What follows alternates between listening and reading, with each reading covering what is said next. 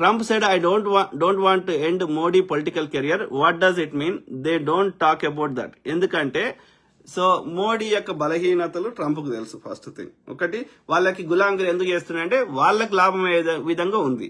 వీడాడు ఉంటేనే వాళ్ళకి లాభం అవుతుంది. ఓకే, సో వీడు దిగిపోతే భారతదేశం బాగుపడితే వాళ్ళ యొక్క ఆధిపత్యం పోతుంది అన్నట్టు, వాళ్ళ హెజిమనీ పోతుంది.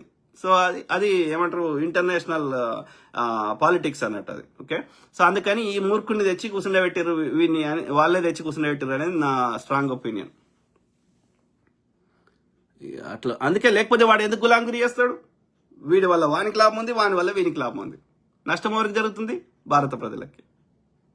ఇట్లా మిగతా ఇంక్లూడింగ్ నేను వాజ్పేయి పార్టీ ఐడియాలజీతో నేను విభేదించిన, వాజ్పేయి గారు ఇంత దిగజారలేదు. ఆయన తన సన్నిహితుల దగ్గర ఈయన్ని గుజరాత్కి ఎందుకు ముఖ్యమంత్రి చేసినా వీడు ఒక్కసారి కూడా ఎమ్మెల్యే కానుందని చాలాసార్లు బాధపడ్డాడు.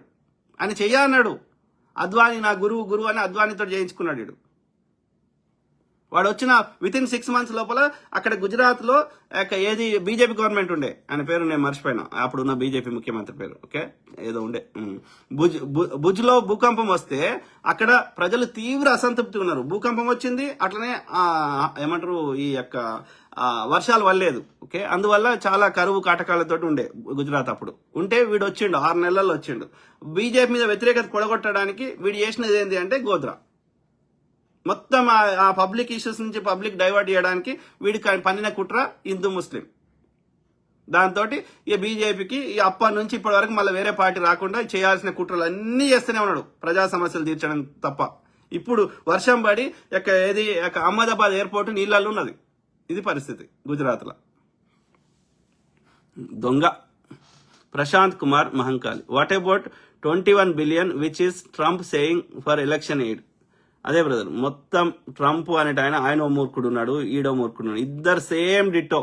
ఓకే, ఒక్క ప్రజా సమస్య వాళ్ళ తప్పులను అంగీకరించారు. ట్రంప్ ఉన్నాడు, ఎంతసేపు బైడెన్ తిడతాడు. ఇప్పటికొచ్చి 1.5 years అయింది, ఎకానమీ సంకనాకిపోయింది. అమెరికా అంటే ఒక రెస్పెక్ట్, ఒక డిఫరెంట్ ఉండే. ఇవాళ మొత్తం యుద్ధాలు ఇదే ఉంది. యుద్ధాలు ఇన్ని మానేసిన అంటున్నాడు. మరి ఎందుకు జరిగింది గాజా యుద్ధం? ఎందుకు జరుగుతుంది ఇప్పుడు ఇజ్రాయెల్ ఇది ఇరాన్ వారు? మొత్తం ప్రపంచ ఎకానమీ ఎట్లా దొబ్బింది? ప్రతి దేశం ఎందుకు ఇబ్బంది పడుతుంది? కానీ ఆయన ఏ రెస్పాన్సిబిలిటీ తీసుకోడు, ఆయనకి ఏం సంబంధం లేదు. అంటే బైడెన్ అంటాడు. లేదు అంటే ఒక 1% కూడా లేనటువంటి ఇమిగ్రెంట్స్ చూపెట్టి మొత్తం ఇతని యొక్క ఫెయిల్యూర్స్ నుంచి ప్రజల దృష్టి మరల్చాలి. లేకపోతే ఆయన కూడా మతం వాడుకోవాలి, మతం పేరు మీద ఓట్లు దండుకోవాలి. Same ditto copy, no difference. ఇక్కడ అమెరికా ప్రజలు చాలా బాధపడుతున్నారు, సేమ్ అక్కడ కూడా అదే పరిస్థితి. వీళ్ళకి ఒక్క ప్రజా సమస్య పట్టదు, మూర్ఖులు. Very unfortunate.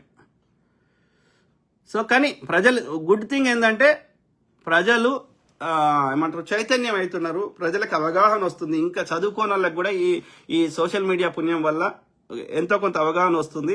వాళ్ళు కూడా ప్రశ్నించగలుగుతున్నారు, అట్లీస్ట్ ప్రశ్నించలేకున్నా విషయాన్ని అర్థం చేసుకోగలుగుతున్నారు. ఈ యంగర్ జనరేషన్ అయితే ఫార్ బెటర్. ఓకే, సో కాబట్టి ఏ పార్టీ అయినా ఎవడైనా వాళ్ళు ఇష్టమున్నట్టు చేస్తా, ఇష్టమున్నట్టు దోసుకుంటా, ఇష్టమున్నట్టు నాశనం చేస్తా, పొదుగాలేస్తే ప్రజల దృష్టి మరుస్తా, మతం పేరు చెప్తా అంటే కలవదు. ఏ పార్టీ అయినా, ఇంక్లూడింగ్ ఎంఐఎం అయినా, ఇంక్లూడింగ్ ఎవడైనా సరే. ఓకే, ఎందుకంటే ఎక్కడ ఏమైతుందో వాళ్ళకి తెలుసు.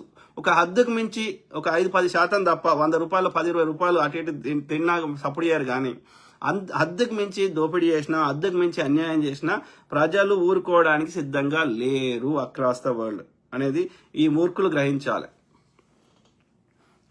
Mallesham correct sir. Thank you brother.